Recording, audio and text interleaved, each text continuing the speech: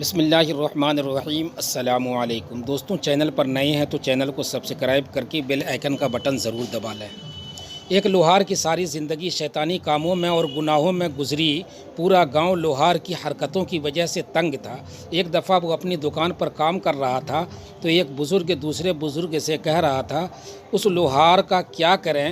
پورے گاؤں کی خواتین اس شیطان کی وجہ سے گھر سے باہر ہی نہیں نکلتی۔ دوسرے بزرگ نے کہا، جب اس لوہار کی اپنی بیٹی پیدا ہوگی اور کوئی اس کی بیٹی کو بری نظر سے دیکھے گا تب اس کو اس کا احساس ہوگا کہ عورت کی عزت کیا ہوتی ہے۔ دونوں بزرگوں کو پتہ نہیں تھا کہ لوہار یہ سب باتیں سن رہا ہے۔ بزرگ کی باتیں لوہار کے دل پر گہرا اثر کر گئی۔ اس وقت اسے احساس ہوا، میں یہ کس کام میں پڑ گیا تھا۔ اس نے اسی وقت اپنی دکان بند کی اور ندامت کے آنسو بہاتے ہوئے مسجد کی طرف دوڑا۔ اللہ سے اپنی غلطیوں کی معافی مانگی اور سچے دل سے توبہ کی۔ اب لوہار نے مسجد میں باقاعدہ نماز پڑھنا شروع کر دی۔ مسجد میں موجود نمازی اس کو غور سے دیکھتے اور مسجد کا امام بھی لوہار کو عجیب نظروں سے دیکھتا۔ وہ جانتا تھا لوہار کی حرکتیں کیسی تھیں۔ سب کو اس بات کی حیرانگی تھی کہ جو لوہار ایک وقت میں شیطان تھا، جس کے ڈر سے محلے کی عورتیں اپنے گھر سے باہر ہی نہیں نکلتی تھی، وہ اتنا نیک کیسے بن گیا اور کوئی بھی نماز نہیں چھوڑتا۔ جب سے لوہار نے سچے دل سے توبہ کی تو اس کا کاروبار کم ہونے لگا، لیکن اس نے ہمت نہیں ہاری۔ اس نے مزید محنت کرنا شروع کی۔ گاؤں کی عورتیں جب اپنے گھروں سے باہر نکلتی تھیں تو وہ بھی دیکھ کر حیران ہوتی کہ لوہار اب پہلے جیسا نہیں رہا۔ وہ اب کسی کو بھی نظر اٹھا کر نہیں دیکھتا تھا۔ لوہار کے گاہک آنا بند ہو گئے۔ اس نے اپنی دکان بند کر دی اور مزدوری کرنے لگا۔ دن بھر کی مزدوری کے بعد اسے بہت تھوڑا معاوضہ ملتا، لیکن کم معاوضہ ملنے کے باوجود وہ اللہ کا شکر ادا کرتا اور گھر چلا جاتا۔ اس کے ایک قریبی دوست نے اس سے کہا، پہلے تو تم بہت گناہ گار تھے اور تمہارا کام بھی بہت اچھا چل رہا تھا، لیکن جب تم نے توبہ کر لی تو تمہاری دکان بند ہو گئی اور تمہارے حالات پہلے سے بدتر ہو چکے ہیں۔ کیا تمہیں اس بات کا یقین ہے کہ تمہاری توبہ قبول ہوئی ہے یا نہیں؟ لوہار نے جب اپنے دوست کی باتیں سنی تو وہ خاموش رہا اور کچھ بھی نہیں کہا۔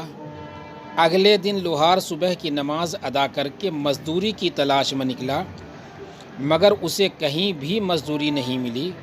دوسرے دن پھر تلاش میں نکلا تو دوسرے دن بھی یہی حال رہا۔ کئی دن گزر گئے اور اسے کہیں مزدوری نہیں ملی۔ نوبت یہاں تک پہنچ گئی کہ فاقے کرنے پڑ گئے۔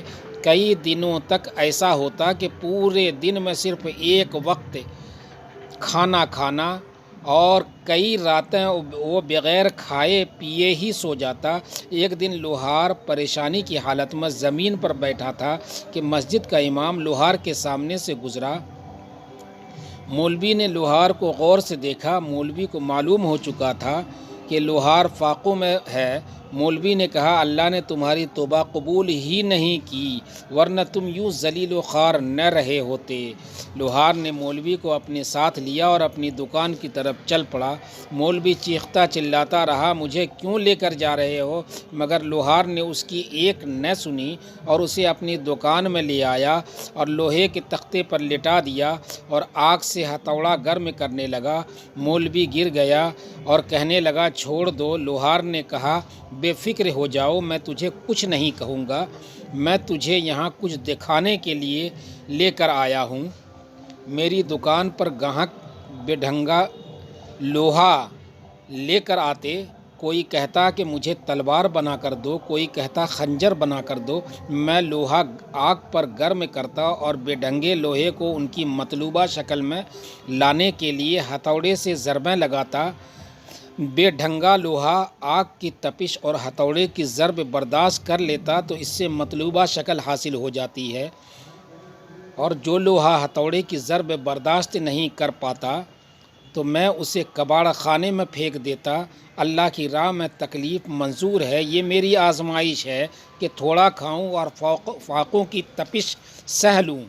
شاید اسی طرح میں اس مطلوبہ شکل میں آ جاؤں گا، یا جس شکل میں مجھے اللہ ڈالنا چاہتا ہے۔ بس میری یہی دعا ہے کہ مجھے بیکار سمجھ کر کباڑ میں نہ پھینک دیں۔ یہ کہہ کر لوہار کی آنکھوں میں آنسو جاری ہو گئے اور وہ مولوی بھی لوہار کی باتیں سن کر رونے لگا اور لوہار سے معافی مانگی کہ میں تمہیں غلط سمجھ رہا تھا۔ اللہ تعالیٰ کی راہ میں آنے والی مشکلات دراصل ہمیں آخرت کی سختی سے بچانے کے لیے ہی ہے۔ اللہ پاک سے دعا ہے کہ وہ ہمیں برے اعمال سے بچنے اور زیادہ سے زیادہ نیک اعمال کرنے کی توفیق عطا فرمائے، آمین یا رب العالمین۔